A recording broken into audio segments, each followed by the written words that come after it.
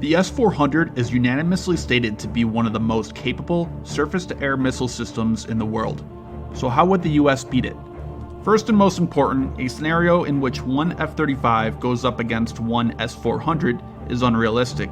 An actual showdown would include up to a dozen aircraft versus long-range, medium-range, and short-range SAMs, and possibly even interceptor aircraft. Any realistic discussion on the topic would need to consider all these facts as well. Modern surface-to-air missile sites are typically combined with other missile sites, multiple radars, command and control posts, and nearby air bases. The combination of these elements are called IADS, or Integrated Air Defense Systems. This combination of systems makes an IADS very deadly. Numerous SAMs can lay in wait and stay hidden and not turn on their radar, giving away its position.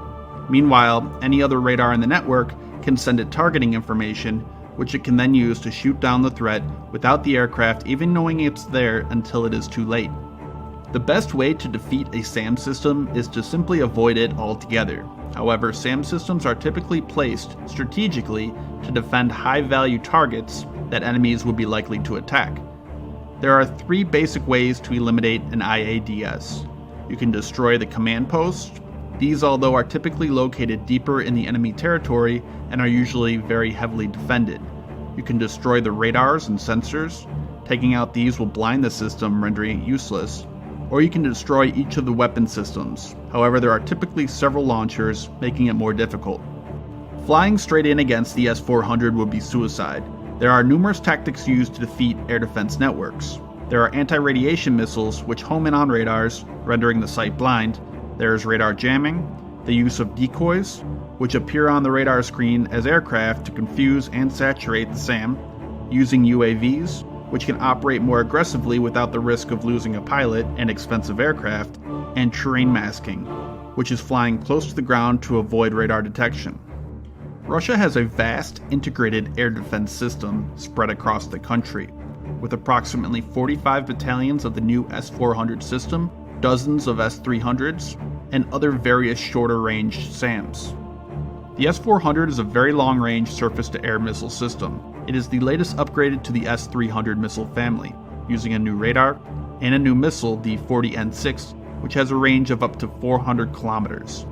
A typical S-400 battery will be armed with several different types of missiles to engage a large variety of targets at various distances and altitudes, making it extremely deadly.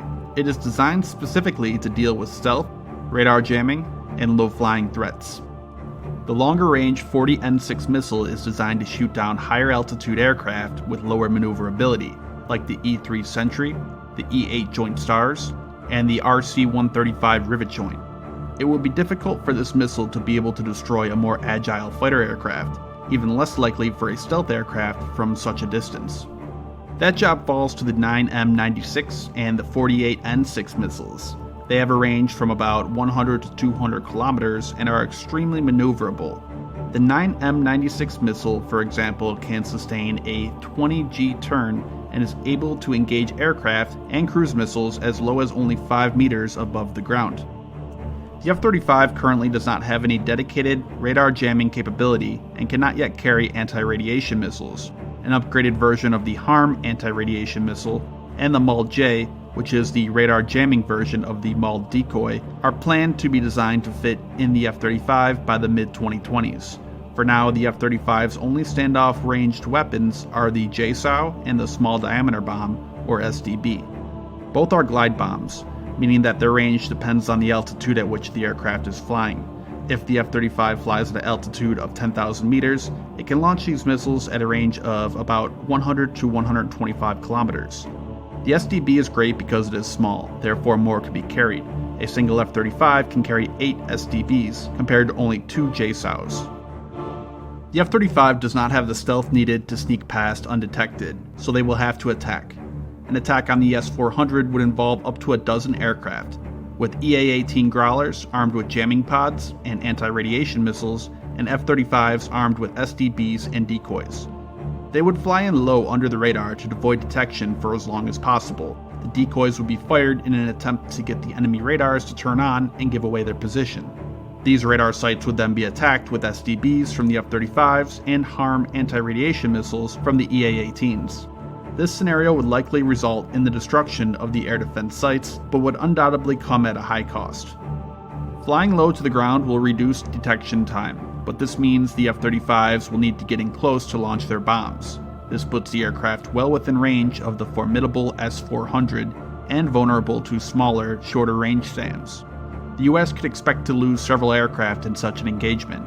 These losses might not be acceptable to commanders in terms of loss of human life and equipment, therefore might not go through with such a strike. A different scenario could involve launching Tomahawk cruise missiles at the site, therefore not risking losing pilots and expensive aircraft. The missiles would fly in very low to the ground, again to avoid detection for as long as possible. However, once detected, the S-400 battalion could expect to shoot down a large number of the relatively slow-flying Tomahawks. Therefore, ensuring destruction of an S-400 system would require dozens of missiles. Either way, eliminating the S-400 site is possible.